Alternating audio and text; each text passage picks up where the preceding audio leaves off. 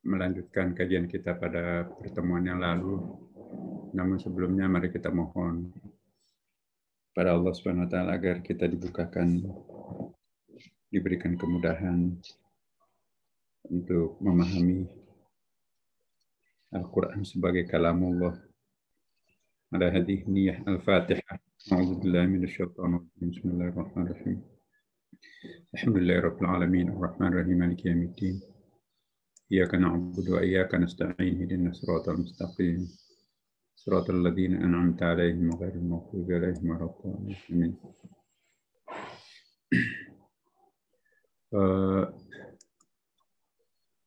Pada pertemuan kita yang lalu, saya lupa ingat ya, tetapi yang jelas bahwa kita dulu pernah membahas tentang betapa perlunya kita dari PTIQ ini memahami Al-Quran itu bukan hanya sekedar memahami Al-Quran sebagai Al-Quran sebagai kalamullah, kitabullah, tapi kita ingin memahami Al-Quran itu sebagai kalamullah. Ini yang kita ingin dalami pada kesempatan ini.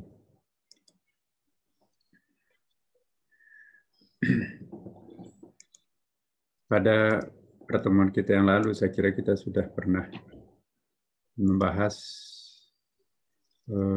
sebuah ayat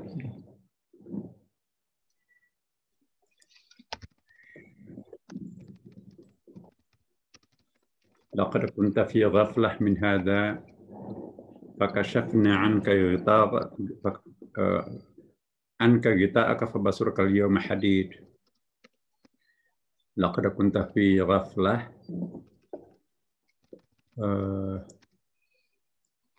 kalian sesungguhnya kamu berada dalam keadaan lupa ya. Al-ghaflah saya kok agak nggak pas ini kalau diartikan ghaflah, lupa ya. Mungkin tidak ngeh. Min hada, dari hal ini, fakashafna, maka kami singkapkan daripadamu, ghita'ak, tutup ya. Al-ghita'ak itu tutup. Jadi ada yang menutupi diri kita sehingga kita tidak mampu untuk melihat secara tajam. Fabasarukal yawma hadid, maka penglihatanmu pada hari itu adalah amat tajam. Hadid itu sebetulnya besi ya. Besi yang tajam gitu ya, bisa menembus. Ini ilustrasinya Al-Quran. Jadi, laqad kunta fi ghaflah min hada fakashafna anka ghita'ak fabasarukal yawma hadid.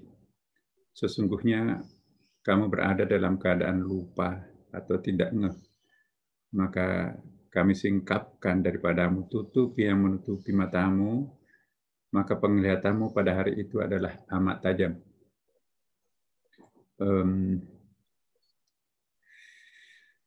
Saya ingin berikan satu ilustrasi apa yang dimaksud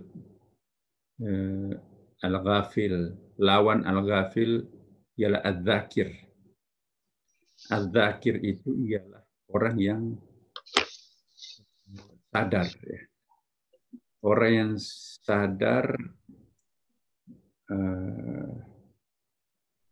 sadar dalam bahasa Inggris realizing, to realize.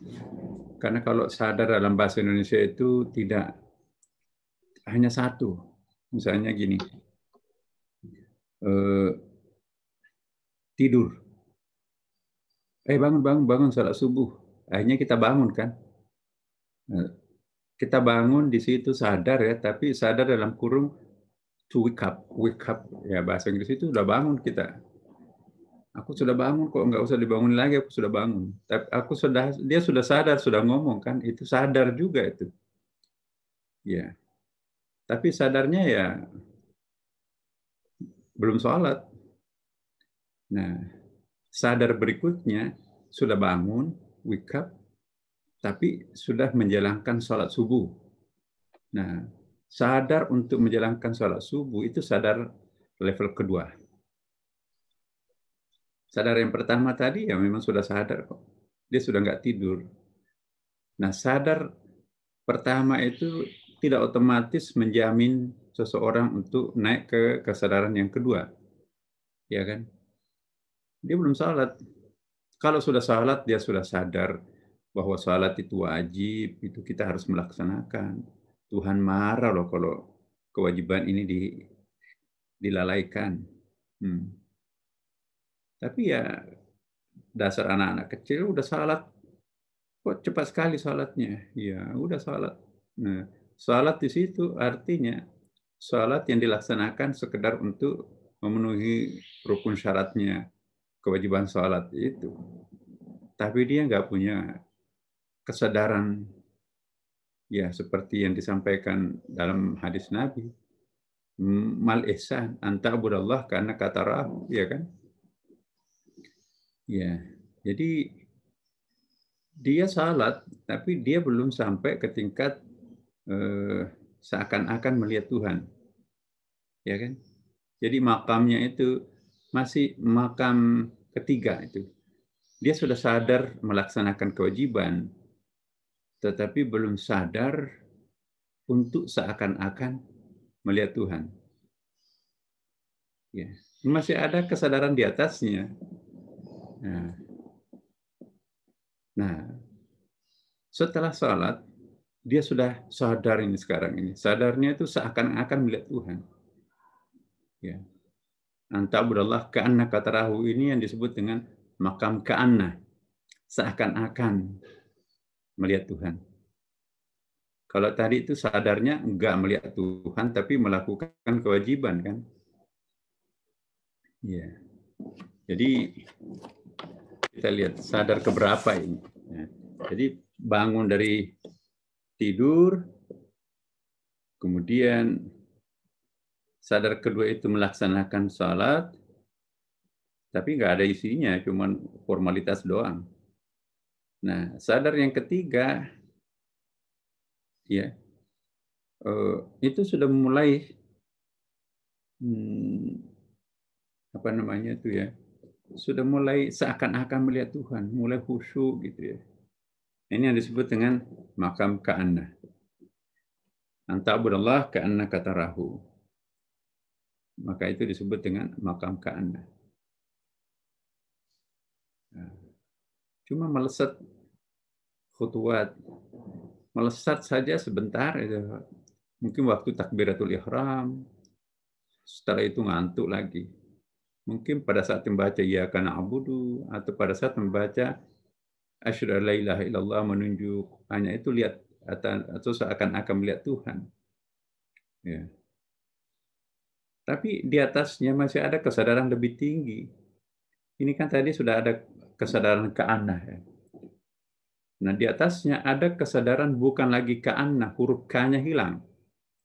Anta'budallah annaka tarahu. Sesungguhnya engkau sudah menyaksikan. Jadi bukan lagi seakan-akan, kata seakan-akannya itu dicoret. Aku sudah betul-betul menyaksikan Tuhan. Itu namanya makam anna. Nah, aku sudah seakan-akan menyaksikan Tuhan lewat itu. Aku sekarang bukan seakan-akan, benar-benar aku merasakan kehadiran Tuhan di hadapanku. Ya, bukan seakan-akan lagi. Aku real realizing di situ. Aku sudah betul-betul merasakan kehadiran Tuhan.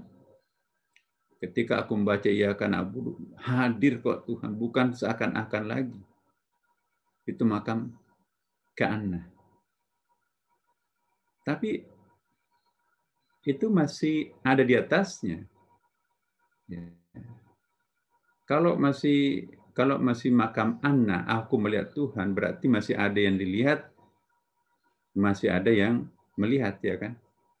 Berarti ada jarak di situ. Ya. Ada jarak al-abid wal ma'bud di situ kan. Ya. Ada jarak antara an-nadir wal mandur. Yang melihat dan yang dilihat di situ ada jarak.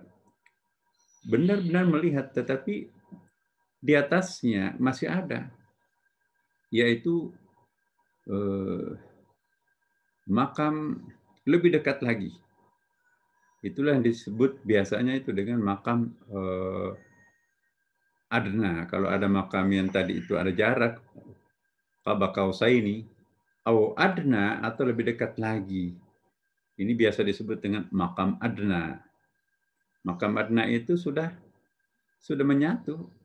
Jadi yang di depannya itu loncat ke dalam dirinya, menjadi satu kesatuan. Aku nggak ada lagi, yang ada hanya dia kok. Menyatu di situ itu. Ya. Jadi dia sudah mampu merasakan kehadiran Tuhan di dalam dirinya. Sudah menyatu. Nah, itu yang disebut dengan di dalam makam lebih dalam lagi ya. Nanti ada istilah-istilahnya tuh.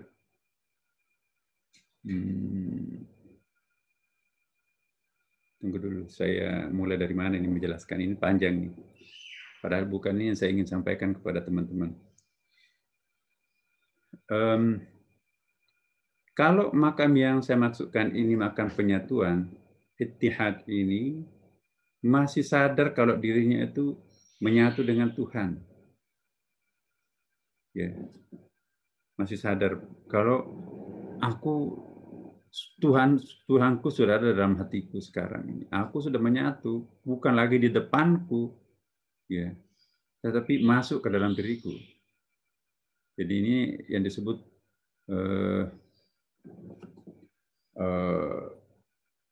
sebuah makam yang hampir sampai mencapai puncak, ada istilahnya itu. Kalau nanti yang di makam puncak ini, ya, sampai ke puncaknya, dia tidak lagi melihat Tuhan itu dalam arti menggunakan basariahnya, menyaksikan Tuhan dengan basar, ya kan? Basariah Tuhan yang digunakan untuk melihat, karena kan sudah menyatu ceritanya ini kan. Ya. Tapi kalau sudah sampai ke tingkat puncaknya itu, bukan menggunakan basar untuk melihat atau asam untuk mendengar. Kan ada hadisnya itu, maka dia akan menggunakan al-basarnya Allah untuk melihat dan asam pendengarannya Allah untuk mendengar. Ya. Tapi kalau yang paling puncak itu,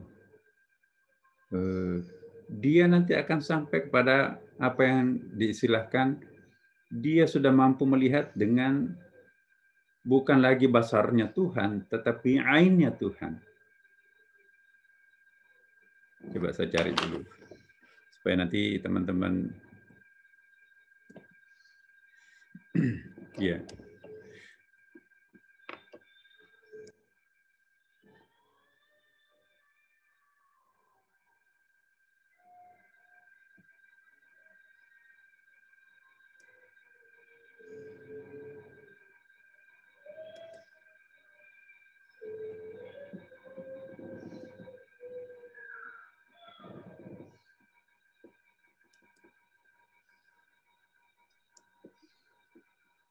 Yang kemarin terkait sensorial Iqra, Prof. Ya.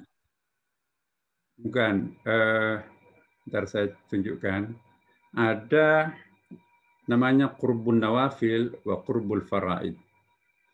Apa perbedaan qurbun nawafil wa qurbul faraid ini? Ini mainnya di puncak ini, sama-sama puncak Himalaya ya. Tapi ada puncak pas ya, kan sama-sama puncak, tapi ada puncak pas. Nah puncak pas itulah yang disebut dengan al-qurbul faraid. Sedangkan puncak yang bukan pas, tapi sudah puncak juga, kalau di bawah itu kita akan melihat itu sama-sama puncak itu. Nah itulah nanti yang disebut dengan al-qurbul faraid. Melihat bukan lagi menggunakan basariahnya Tuhan. Maaf, ini kelihatan nggak di monitornya? Kelihatan, Prof. Ya, Al-Qurbun Nawafil ada kelihatan. Masih yang lah, Prof, tentang lakot untuk belum tampak, Prof. Nah, Sudah. ya, sip, sudah, Prof.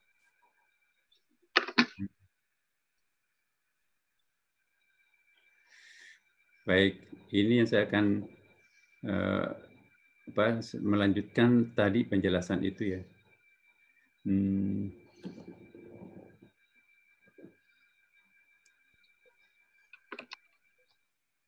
Apa perbedaan Al-Qurbun Nawafil dan Al-Qurbul Fara'id? Kita lihat. Al-Qurbun Nawafil, ya,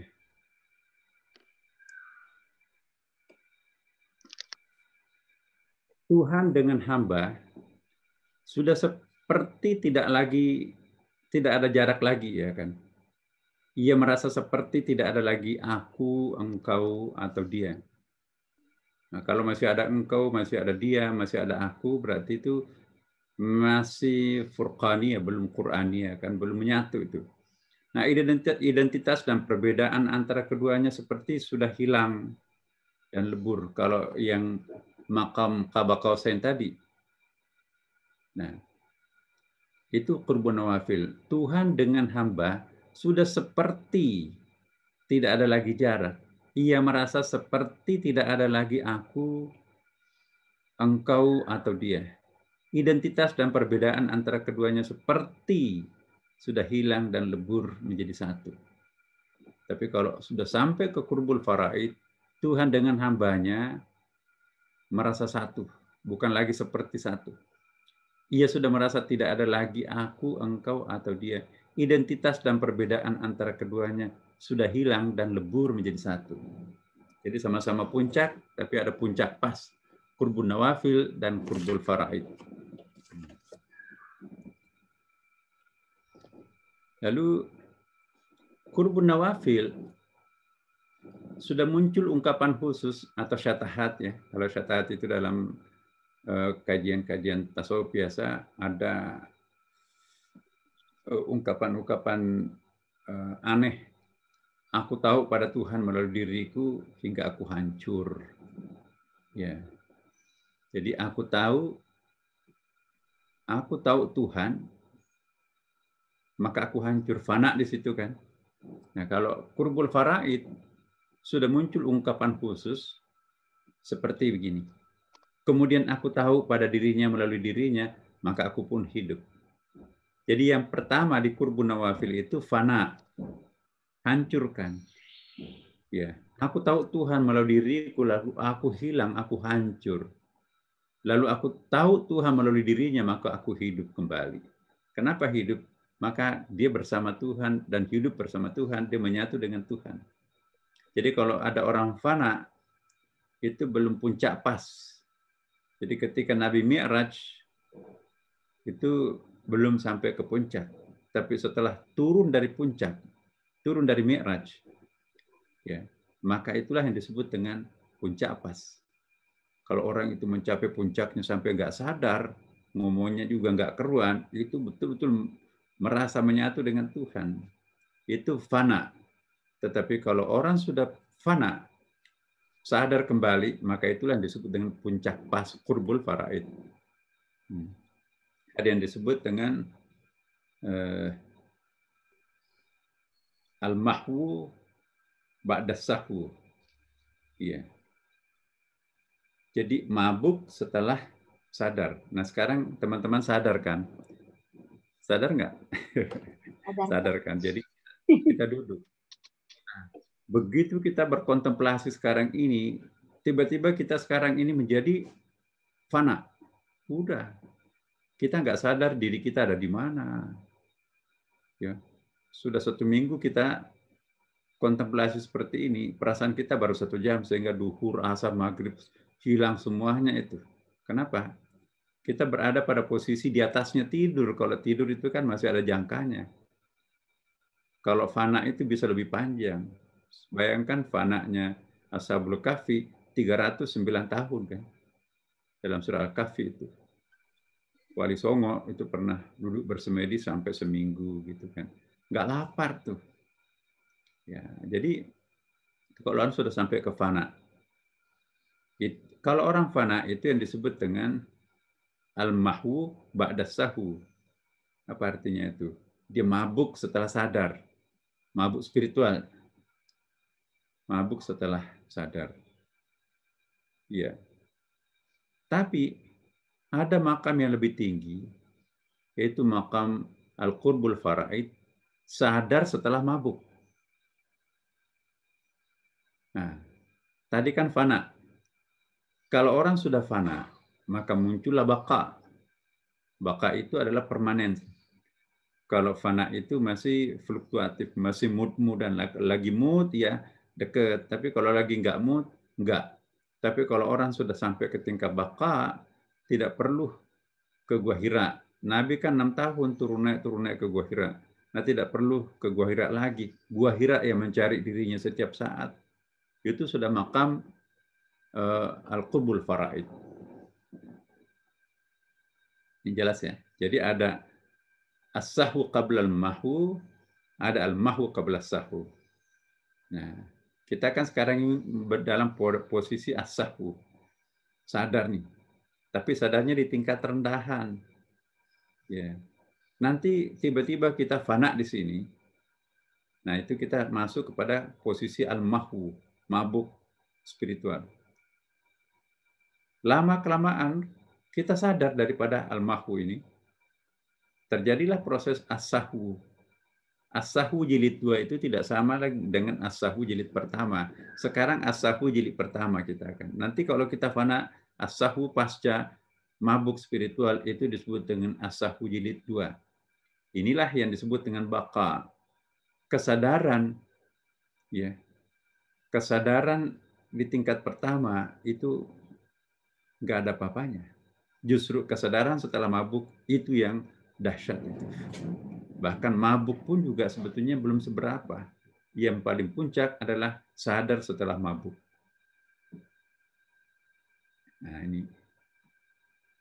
Al-mahu ba'da sahu fana. As-sahu ba'dal mahu itu baka.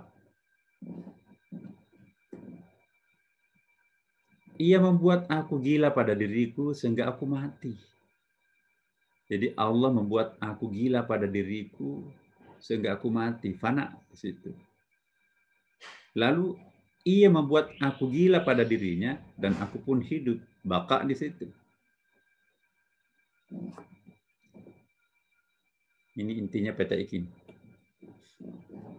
Al-Qurbun Nawafil, aku berkata, gila pada diriku adalah kehancuran. Fana kan? Qurbul Faraid, aku berkata, gila pada dirimu adalah kelanjutan hidup. Inilah yang tadi yang saya jelaskan. Kalau qurbun nawafil, anta'budallah ka'annaka tarahu, menyembah Allah bagaikan melihatnya. Makam ka'anna. Nah, tapi kalau al-qurbul faraid, anta'budallah annaka tarahu, bukan lagi ka'annaka. Annaka tarahu, menyembah Allah karena sudah menyaksikannya. Bagaimana enggak menyaksikan kalau menjadi dia kan? Al-qurbun nawafil, anta'budallah ka'annaka tarahu, ya, menyembah Allah bagaikan melihatnya. Kalau al-qurbul faraid sudah menyatu dengannya dan merasa hilang. Jadi itu juga masih ada proses internal di dalam qurbul faraid. Ya. Qurbul faraid itu pun juga ada yang membagi dua, tetapi ya, kita sementara jangan dulu ke sana. Al-qurbun nawafil diberikan kemampuan penglihatan Tuhan, basirullah. Dia melihat dengan basirnya Allah, basarnya Allah kan, basirullah untuk melihat, dan pendengaran Tuhan, as-sam'ullah untuk mendengar. Kalau sudah sampai ke tingkat al-qurbul faraid, diberi kemampuan lebih dekat lagi karena sudah mampu menggunakan mata Tuhan atau ainullah untuk melihat dan telinga atau uzunullah untuk mendengar. Mana lebih valid? Ya, basir atau ain? ya ain, ya kan, secara fisik and non fisik di situ kan. Kalau basir hanya ya basir itu penglihatan, kalau ain itu mata. Physically mata Tuhan itu yang bekerja di situ, bukan basirahnya. Berarti lebih tajam tuh ain daripada basir. Lebih tajam udhunon daripada asam. Nah, qurbun nawafil tadi saya katakan as-sahu ba'dal mahwu, fana setelah sadar. Ya. Fana setelah sadar. Nah, kalau qurbul faraid al-mahwu ba'da sahu. Nah, ini mohon maaf ini terbalik nih. Nah, ini nanti saya perbaiki. Jadi ya mestinya yang sebelah kanan itu ke kiri, al-mahwu ba'da sahu. Nah, al-basir dan asam masih membutuhkan media untuk melihat dan mendengar, dan intensitasnya pun masih fluktuatif. Itu bedanya dengan basir. Ya, kita mau melihat bulan, matahari misalnya, kita nggak bisa melihat matahari kan, hancur mata kita, maka kita pakai alat. Jadi kalau basir itu pakai media untuk melihat, sedangkan kalau ain itu kemampuan luar biasanya Allah untuk menyaksikan sesuatu itu menggunakan ainullah, bukan lagi basirullah, pakai media.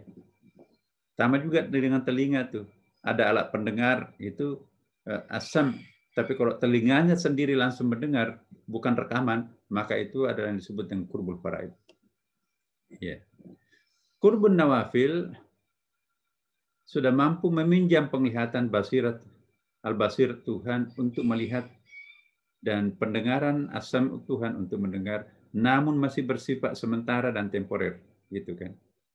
Temporary.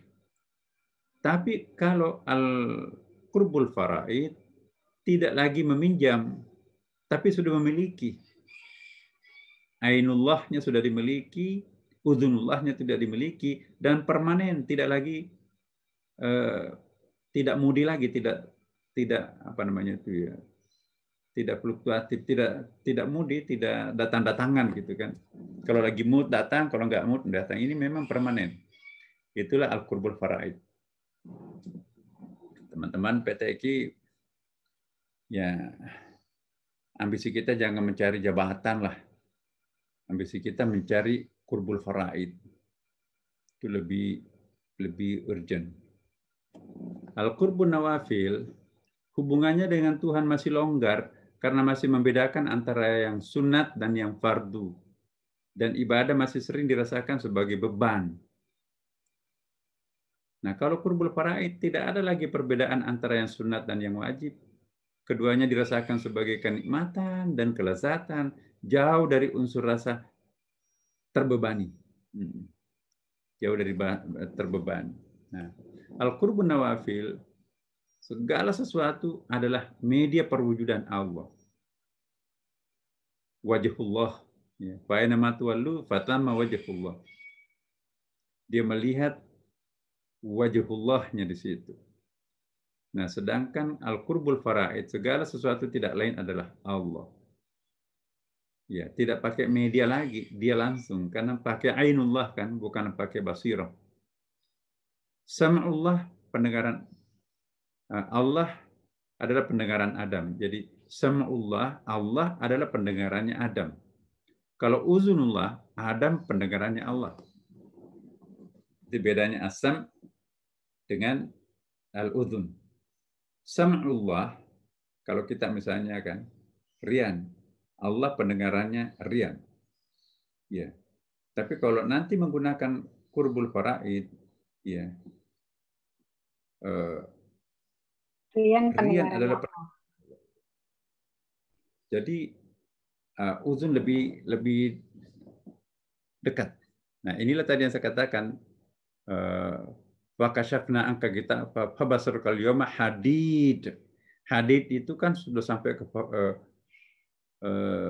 qurbul faraid. Kan kalau tombak yang sangat runcing, taruhlah jarum ya, jarum yang begitu tajamnya, ada nggak itu terlihat nggak itu ujungnya jarum itu kayak apa? Itu namanya hadid. Jadi sangat tajam, nggak ada pori-pori pun bisa dilihat di situ. Al-Qurbun Nawafil, Ibnu Abbas membedakan antara Ashabul Yamin dan Ashabul Muqarrabin di dalam surah Al-Waqiah itu kan. Sayang sekali, ya saya pingin sebetulnya seandainya tidak punya kerjaan lain, pingin saya membongkar semua kepada teman-teman apa yang di dalam kepala saya tentang hal-hal yang seperti ini. Ya, Ibnu Abbas membedakan antara Ashabul Yamin dan Ashabul Muqarrabin. Yang pertama dilukiskan masih mengkonsumsi minuman yang berisi campuran. Ya. Yumzaj lahumus syarb al-muzjan.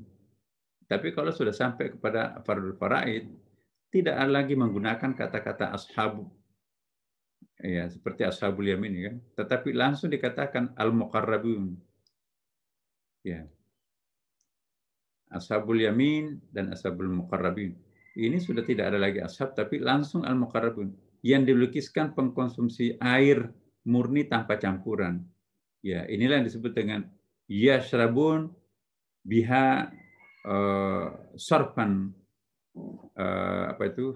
Ada lanjutannya surah Al-Waqiah itu ya. Gairu mamzujah.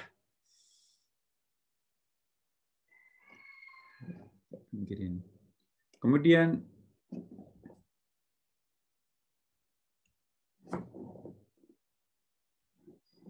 qurbun nawafil, golongan al-muqarrabun bisa dihubungkan dengan al-qurbul faraid. Ya. Sedangkan qurbul faraid, ashabul yamin digambarkan dengan al-qurbun nawafil. Jadi tingkatannya beda memang.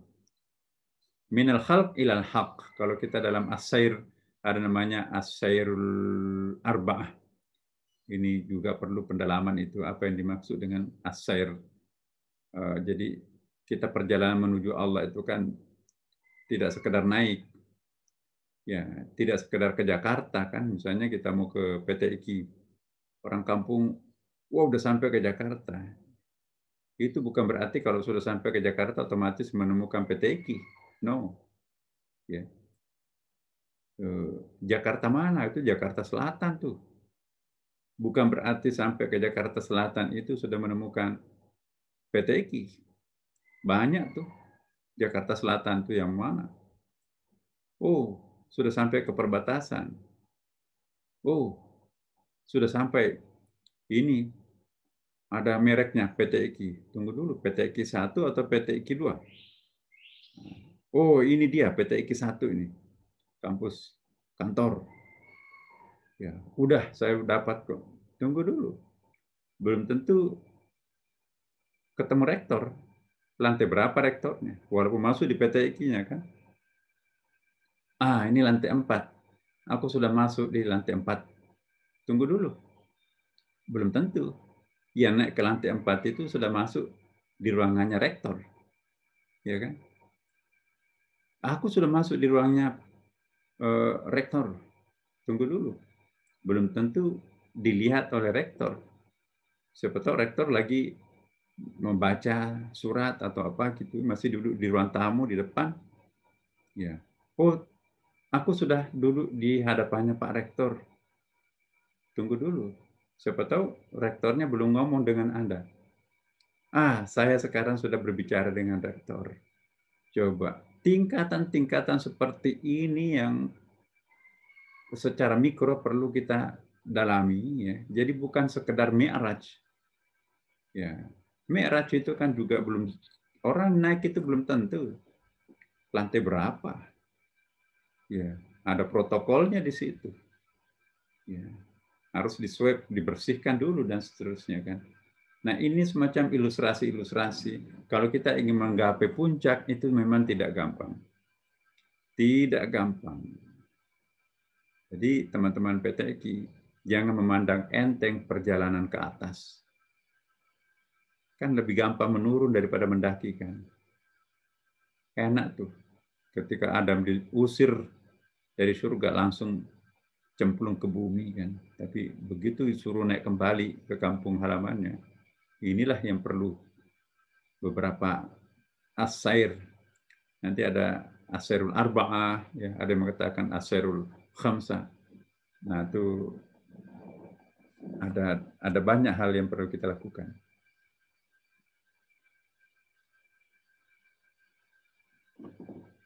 Ya, teman-teman, saya akan kembali dulu ke materi yang pertama.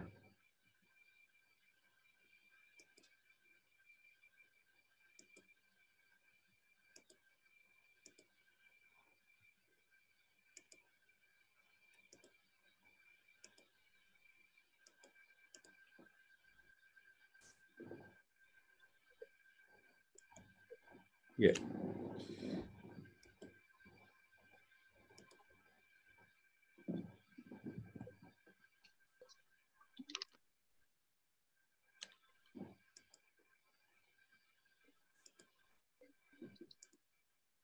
Pada pertemuan kita yang lalu ya, teman-teman, kita sudah mencoba untuk membedakan ini.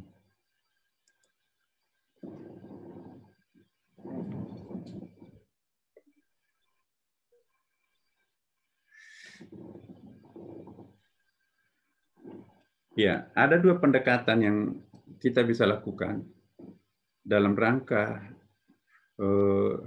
menggapai apa yang disebut dengan kalamullah, Al-Quran sebagai kalamullah. Kalau mempelajari Quran sebagai kitabullah, cukup dengan pendekatan husuli. Tapi tidak mungkin kita bisa memahami Quran sebagai kalamullah tanpa menggunakan pendekatan huduri.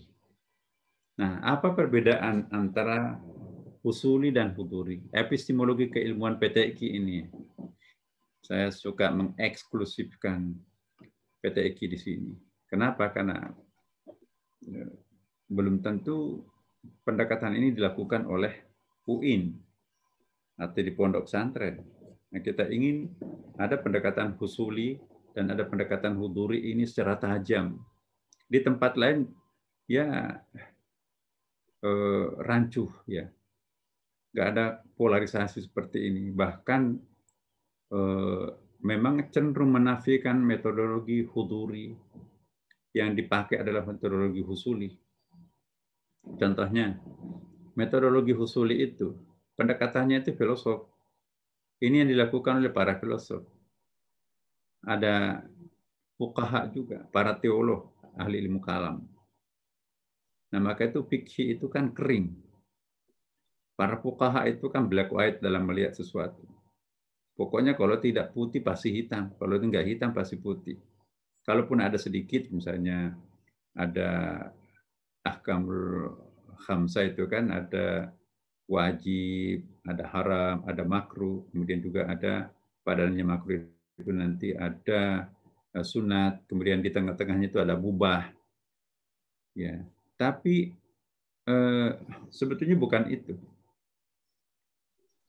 Ya, pendekatan husuli itu murni menggunakan akal, reason sebetulnya, lebih tepat reason. Sedangkan huduri itu tasawuf spiritual, menggunakan batin ya, kecerdasan spiritual. Saya ingin jelaskan dulu kepada teman-teman, karena ini rancu sekali ya di dalam bahasa Indonesia kita itu tidak ada bedanya. Kadang-kadang kita juga sampai sekarang ini, dosen penceramah apalagi ya, tidak membedakan antara reason dengan intelek. Ya kan? Reason itu nanti saya akan lebih banyak menghadirkan di dalam metodologi huduri. Kemudian reason itu dihusuli. Apa perbedaan antara intelek dengan reason? Jadi reason itu adalah sebuah daya pikir yang terdapat dalam jiwa, dalam diri manusia. Ya, itu disebut dengan reason. Sedangkan intelek itu ya terbagi dua. ada intelek mikrokosmos, ada intelek makrokosmos. Intelektual mikrokosmos itu, ya, itulah yang disebut dengan al-aqlu juz'iyah. Ya. Sedangkan intelek yang di luar manusia yaitu makrokosmos. Jadi ada mikrokosmos, ada mikrokosmos, ya kan. Nah, itulah yang disebut dengan dalam filsafat itu sering disebut malaikat, ya. Malaikat akal ke-10. Ya. Akal ke-10 itu biasa disebut dengan the 10 intellect. Akal ke-10 ini sebetulnya malaikat itu. Jadi inilah nanti yang bersumber, itulah yang disebut dengan divine knowledge. Jadi melalui proses quote-unquote malaikat, inilah nanti yang memberikan kecerdasan terhadap diri manusia. Jadi dari luar masuk ke dalam, itu yang disebut nanti ilmu yang ilmu yang kita gunakan, ilmu yang masuk dalam benak kita melalui akal ke-10 atau malaikat ini, itu yang disebut dengan divine knowledge. Itulah nanti yang menjadi ilmu laduni, itulah wilayahnya ilmu quduri. Nah, itu kalau mau mempelajari ini, itu dalam bukunya Said Hussein Nasr. Ada itu. Apa yang perbedaan antara akal makrokosmos dan akal mikrokosmos. Nah, kalau reason itu hanya memikirkan ke bawah, ya. Ya, sensorial question apa ya? Kecerdasan sensorial. Sensorial itu apa itu ya? Panca indera lahiriah itu namanya sensorial yang saya masukkan di sini. Jadi reason itu tidak mampu untuk memahami Allah. Tidak akan pernah mampu. Tapi kalau intelektual itu bisa. Kenapa? Karena intelektual itu memang sebuah kecerdasan yang menghubungkan antara mikrokosmos, makrokosmos, dan sang pencipta Allah Subhanahu wa taala. Reason tidak mampu mempertautkan antara makrokosmos dan Allah. Dia murni, ya memang kalau matematik, ya biologi, kimia, itu reason itu. Ya. Tetapi mensinkroniskan antara alam semesta dan Allah, itu kan wilayah teologi kan, ada manusia, ada alam semesta, dan ada Allah. Itulah kerjaannya akal. Jadi tidak semua ya, ilmuwan itu intelek. Tidak semua orang yang rasional itu disebut intelektual. Jadi seringkali kan kita melihat ada pernyataan kaum intelektual. Ya.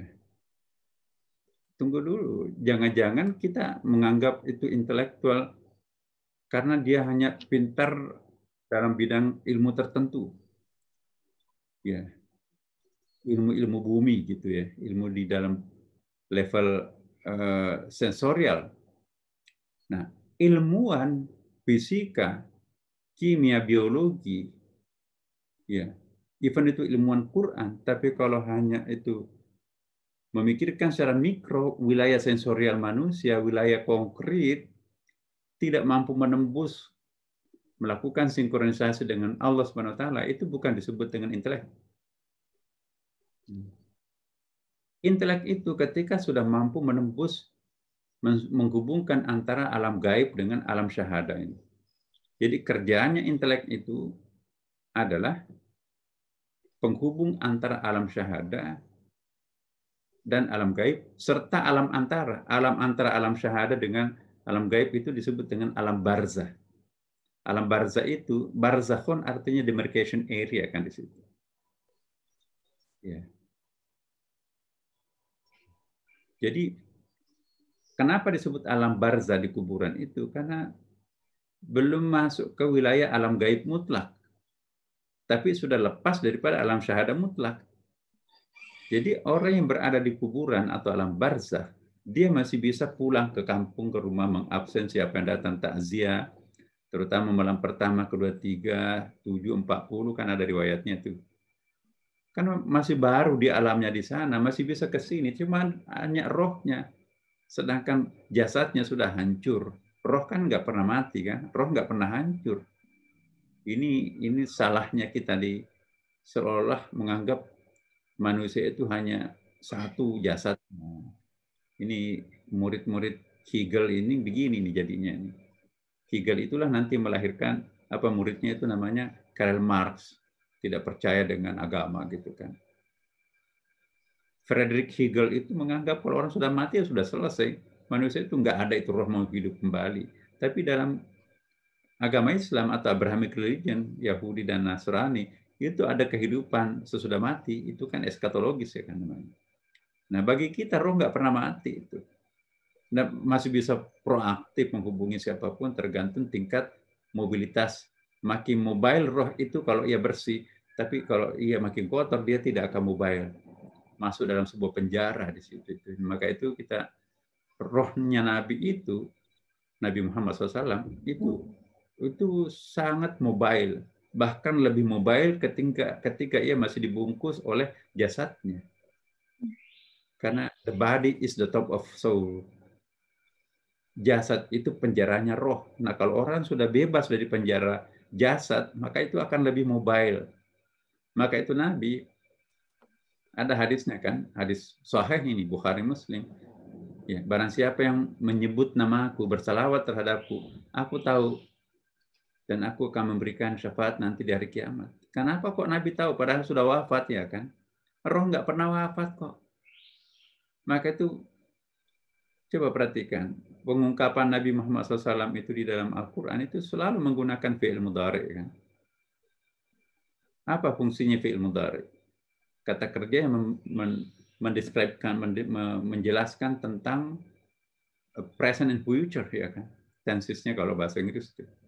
Innallaha malaikatahu yusalluna. Jadi Nabi dan para Allah dan para malaikatnya dulu, sekarang dan akan datang terus akan menjalin komunikasi dengan Nabi kan. Ya ayyuhalladzina amanu sallu itu fi'il amr. Kalian juga baik manusia yang hidup sesama dengan Nabi maupun sampai kita sekarang ini sallu ala Nabi. Kita diminta untuk berselawat kepada Nabi Muhammad SAW. Yang sering saya sampaikan, kama arsalna fikum rasulan minkum yatslu alaikum ayatina wa yuzakkikum wa yu'allimukumul kitaba wal hikmah wa yu'allimukum ma lam takunu ta'lamun. Itu kan fi'il mudhari semua tuh. Para nabi udah wafat ya kan. Artinya apa? Nabi masih bisa mensucikan umatnya sampai sekarang. Apa namanya mensucikan? Masih bisa mendoakan, ya Allah ampuni umatku. Ada riwayatnya kan? Coba baca di dalam cerita yang berkaitan dengan surah mana itu? Wa ma arsalna min rasulin illa liyuta'a bi'idznillah. Ayat berapa itu ya? Tunggu dulu. An-Nisa 64. Ya, coba nanti lihat itu di dalam kitab-kitab tafsir yang besar ya. Wa ma arsalna min rasulin illa liyuta'a bi'idznillah. Walau annahum idzalamu anfusahum ja'uka fastaghfirallahum fastaghfirullah wa saghfara lahum rasul lawajadullah tawwabar rahim. Itu ada cerita menarik di situ itu. Ya, ada orang pemuda pedalaman habis berdosa besar, jalan kaki dari hari Senin sampai ke rumahnya Nabi itu hari Rabu, 3 hari di perjalanan untuk bertawasul kepada Nabi. Nggak mungkin Tuhan memaafkan dosaku yang kotor seperti ini. Tapi melalui Nabi, kalau Nabi mendoakan pengampunan kepada Allah, pasti Allah akan menerima. Karena Nabi tidak pernah ditolak doanya kan oleh Allah. Nah itu yang membuat dia berjalan kaki. Alangkah kagetnya, Rasulullah sudah wafat. Menangis, meraung-raung ya di malam takziah ketiganya Rasulullah itu. Ya. Ditegur, hei, jangan seperti itu. Yu'adzibul mayyiti bi buqai ahlihi. Nabi pernah bersabda, mayat itu disiksa karena ratapan orang hidupnya. Aku juga tahu hadis itu, tapi kalian tidak tahu. Saya pernah melakukan dosa besar, nggak mungkin Tuhan memaafkan tanpa melalui Nabi Muhammad. Nabi sudah wafat. Menangis, meraung-raung sampai menjelang subuh. Sahabat penjaga makamnya Rasulullah didatangi Rasulullah. Hari keempat itu. Kata Rasulullah, entah itu mimpi atau bagaimana, Allahu a'lam. Wahai sahabatku, suruhlah si fulan berhenti meraung-raung, meratap itu. Suruh bergembira karena Allah telah mengampuni seluruh dosa-dosanya. Berarti Nabi masih menyaksikan ada orang meratap karena kematiannya, ada orang yang sangat berkeinginan untuk minta pengampunan kepada Allah melalui dirinya, dan itu terlaksana kan? Berarti orang mati pun bisa memberikan efek terhadap orang hidup. Itu bukan bid'ah loh. Orang yang mengatakan seperti ini seolah-olah mengingkari Al-Quran. Quran kok, coba lihat. Orang hidup bisa memberikan efek terhadap orang mati bisa memberikan efek terhadap orang hidup. Coba. Ada istisnanya kan? Idza mata ibnu Adam in qata amalhu illa.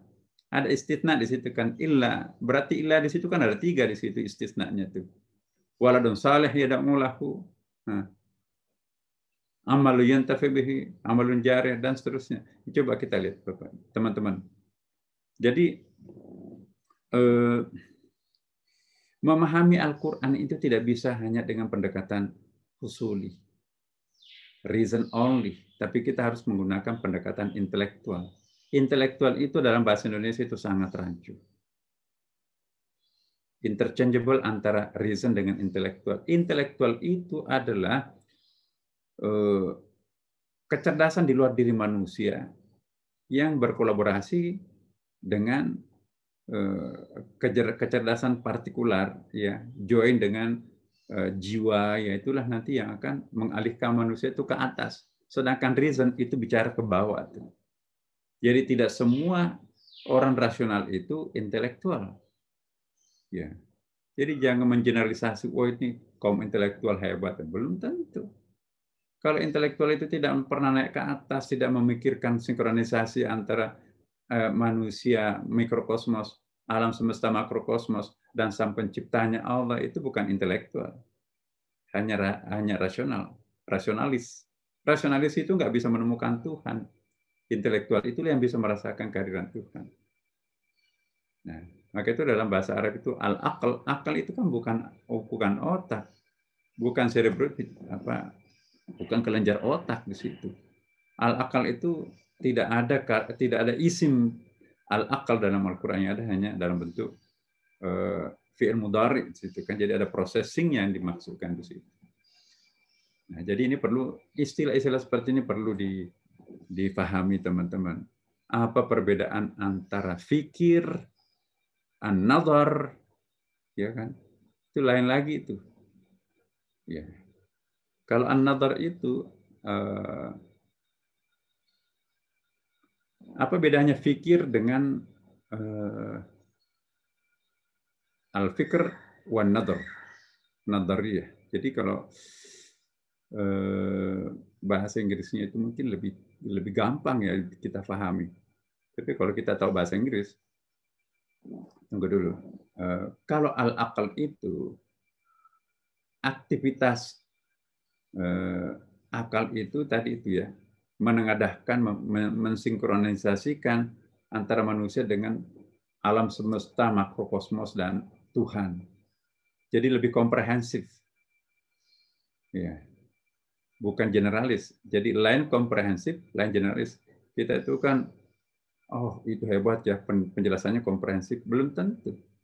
Kalau orang generalis itu ya menghubung-hubungkan lain universal, lain komprehensif.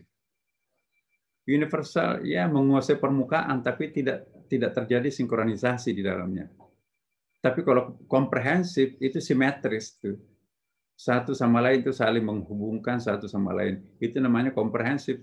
Tapi kalau hanya mengetahui banyak hal tapi tidak ada sinkronisasinya, maka itu namanya universal generalis ya. Tapi kalau komprehensif itu ada semacam pendalaman.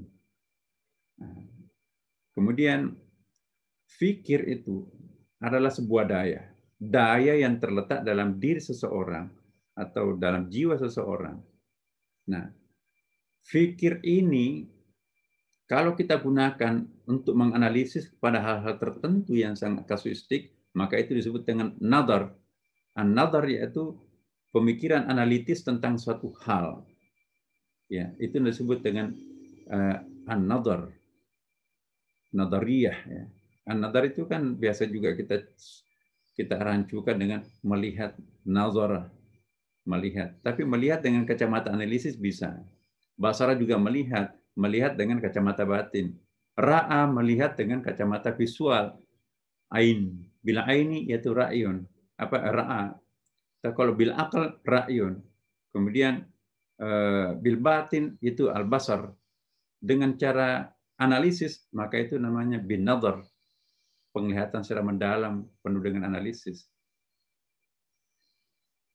Nah, istilah-istilah seperti ini sebetulnya jangan dipandang enteng loh. Kita nggak mungkin bisa menjadi ilmuwan yang tuntas, yang clean dan clear kalau istilah ini kita nggak paham. Ya. Perbedaan antara universal dan komprehensif saja itu kan susah itu. Ya.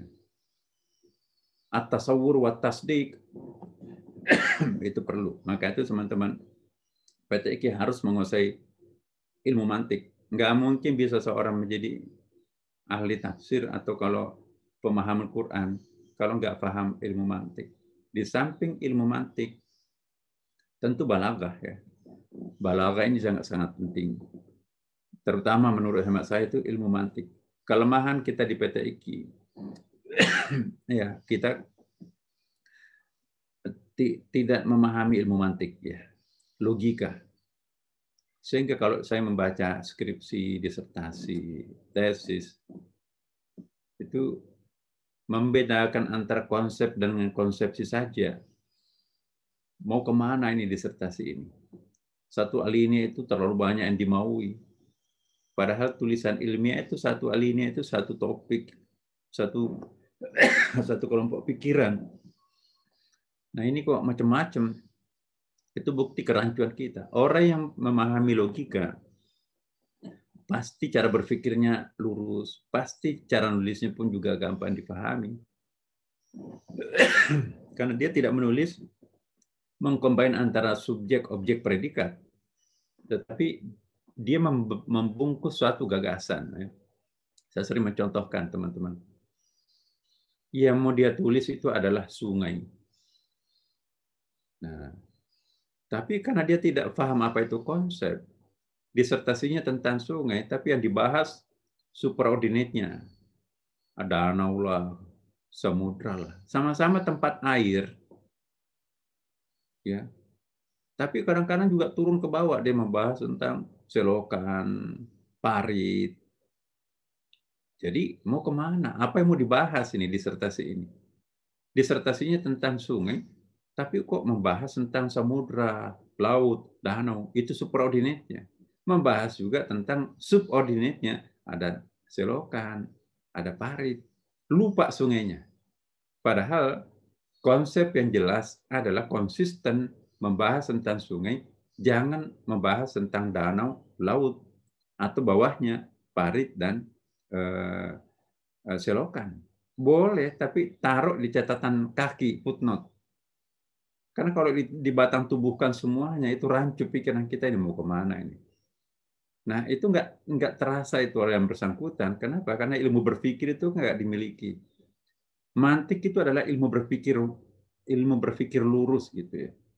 Bagaimana memahami konsep dan seterusnya. Ini yang sebetulnya saya ingin jelaskan. Belum saya masuk apa itu husuli, apa huduri. Mungkin tolong diingatkan dan kalau masih ada waktu ya. Kita Ya, akan tuntas. Itu juga tadi huduri, Prof, mohon apa maaf. namanya itu. Ya, Prof, mohon maaf. Kebetulan waktu Prof, tadi saya diingatkan sama sekretaris Prof, cuma bisa sampai 7 menit ke depan. Tapi ini banyak sekali pertanyaan, Prof. Mungkin salah satunya saja ya, Prof, karena waktu Prof yang sangat terbatas.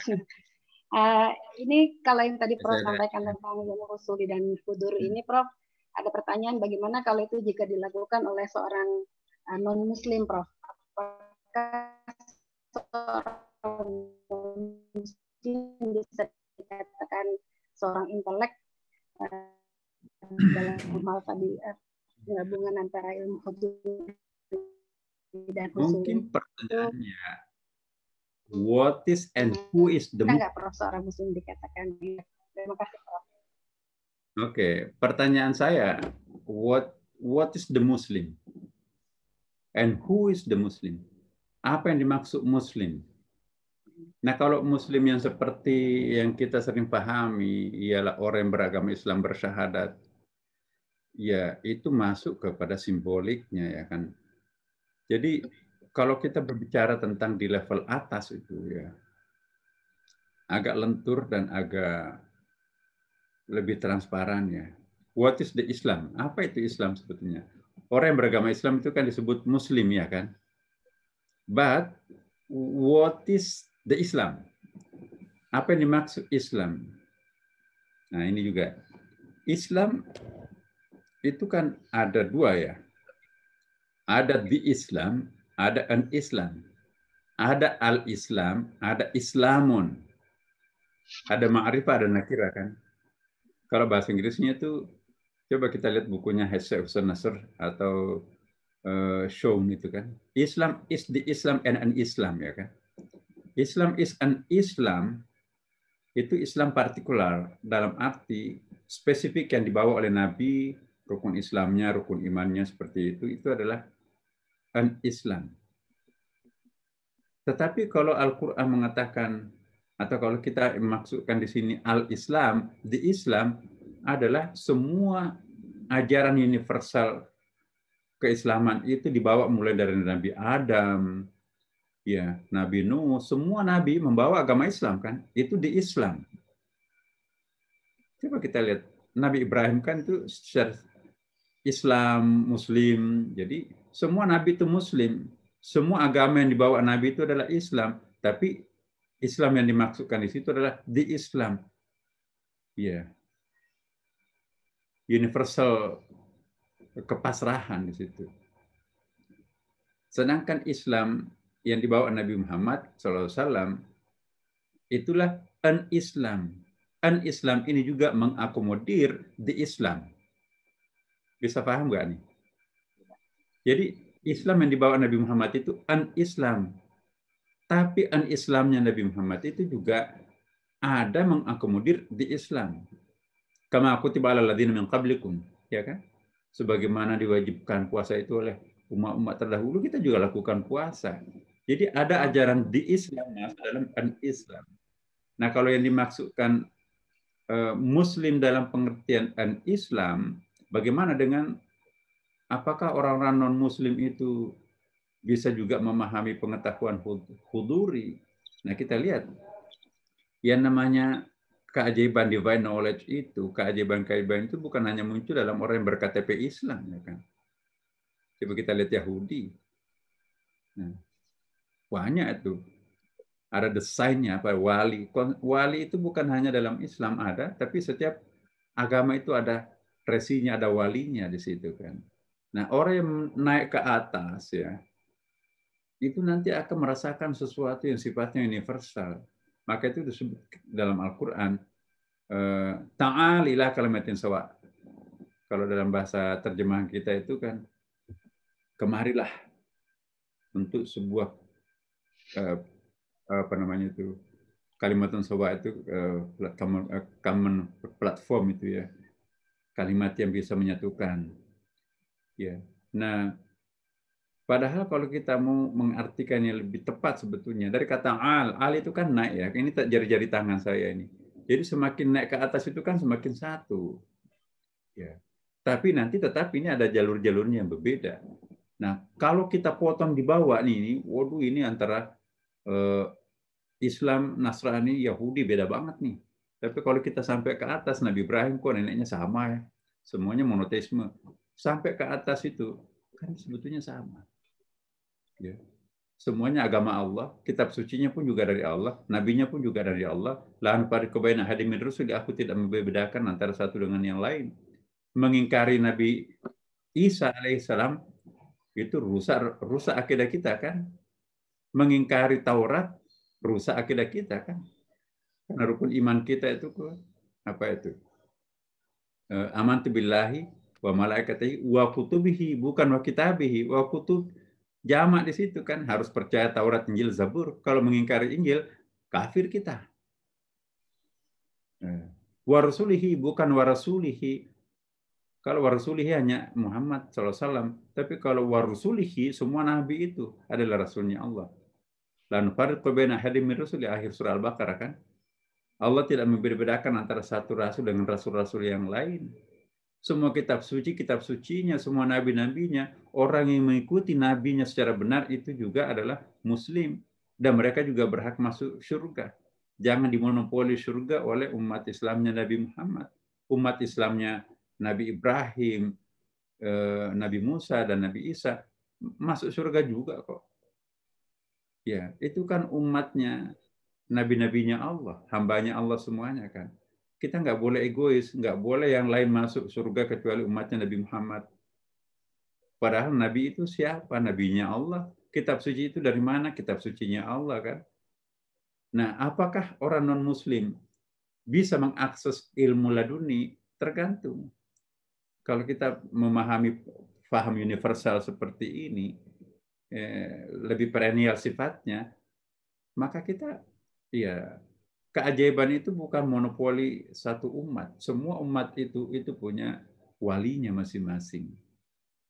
Nah, itulah saya kira Rian ya. Jadi mungkin nanti perlu penjelasan lebih sempurna ini, karena saya takutnya nanti disalahpahami ini. Nah, itulah sebabnya pendalaman-pendalaman seperti ini, inilah hakikatnya PTIQ. Saya khawatir nanti kalau kita terlalu banyak berpikiran detail-detail tapi tidak ada komprehensifness-nya dari atas mensinkronisasikan satu sama lain, maka kita tidak holistik, tidak komprehensif memahami Al-Quran. Who knows only Islam, they don't know about Islam. Siapa yang memahami hanya Islam dalam pengertian Islam tapi tidak memahami Islam dalam arti di Islam, dia nggak paham tentang Islam itu sendiri. If we want to know what is the really Islam, you have to know the Islam and an Islam. Nah, saya kira itu.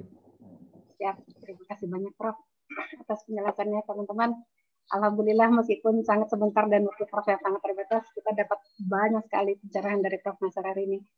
Prof, untuk menutup ini kami mohon, tadi Prof sudah transfer knowledge, dan kami mohon yang berikutnya Prof transfer hidayah Prof melalui doa yang Prof sampaikan. Semoga nanti ilmu yang Prof telah sampaikan kepada kami dapat menginspirasi kami untuk tadi menggabungkan antara ilmu husuli dan huduri dalam disertasi teman-teman di PT kita. Terima kasih Prof. Baik, teman-teman sekalian, boleh juga mengikuti di Zoom-in saya setiap hari Senin, Kamis, Sabtu ya jam 6 kalau ada yang tertarik. Hal-hal seperti ini kita bahas, tapi ya tentu PTIQ harus lebih lain ya. Kalau di tempat lain belum bisa kita bahas tentang apa yang saya katakan tadi itu dengan qurbun nawafil, qurbul faraid itu ya. Jangankan qurbun nawafil, makam kita sampai di mana? Qaba Qausain juga mungkin juga enggak, apalagi makam Anna, makam Ka'anna, makam Adna. Ya, banyak anak tangga yang belum kita capai. Kita jangan sombong teman-teman. Walaupun PhD, walaupun profesor, walaupun kiai, kita itu enggak ada apa-apanya. Wa ma utitu minal ilmi illa qalil, jangan pernah bangga kita itu enggak ada apa-apanya. Terlalu banyak hal yang kita belum paham. Al-Quran apalagi ya. Apalagi kitab suci. Nah, semuanya itu kan ya kita mohonlah kepada Allah Subhanahu wa taala. Ala hadhihi niyyah. Al-Fatihah. A'udzu billahi minasyaitonir rajim. Bismillahirrahmanirrahim. Alhamdulillahirabbil alamin. Ar-Rahmanir Rahim. Maliki yaumiddin. Iyyaka na'budu wa iyyaka nasta'in. Ihdinas siratal mustaqim. Siratal ladzina an'amta 'alaihim ghairil maghdubi 'alaihim waladdallin. Allahumma inna nasta'inuka wa nastaghfiruka wa nastaghfiruka. Allahumma inna na'udzubika min al-jazaa'i wal wabal. Allahumma iyyaka na'budu wa laka nusalli wa nasjudu. Allahumma inna nas'aluka al-huda wat tuqa wal afafa wal ghina. Allahumma zidna ilman nafi'a. Allahumma inna na'udzubika min al-jazaa'i wal wabal wa su'il akhlaq. Allahumma inna na'udzubika min ilmin la yanfa' wa qalbin la yasha' wa du'a'in la tasma'. Allahumma inna nas'aluka salamatan fid din wa afiyatan fil jasad wa ziyadatan fil ilm wa barakatan fil rizq wa taubatan qabla al-maut wa rahmatan indal maut wa maghfiratan ba'dal maut. Allahumma hawwin 'alaina fi sakaratil maut wa najatan minan nar wal afwa indal hisab. Rabbana la tuzigh qulubana ba'da idh hadaytana wa hab lana min ladunka rahmatan innaka antal wahhab. Allahumma rabbana atina fid dunya hasanah wa fil akhirati hasanah wa qina adzaban nar. Wa sallallahu ala sayyidina habibina wa syafiina maulana Muhammad. Walhamdulillahi rabbil alamin. Al-Fatihah. A'udzu billahi minasyaitonir rajim. Bismillahirrahmanirrahim. Ar-Rahmanir Rahim. Maliki yaumiddin. Iyyaka na'budu wa iyyaka nasta'in. Assalamualaikum warahmatullahi wabarakatuh.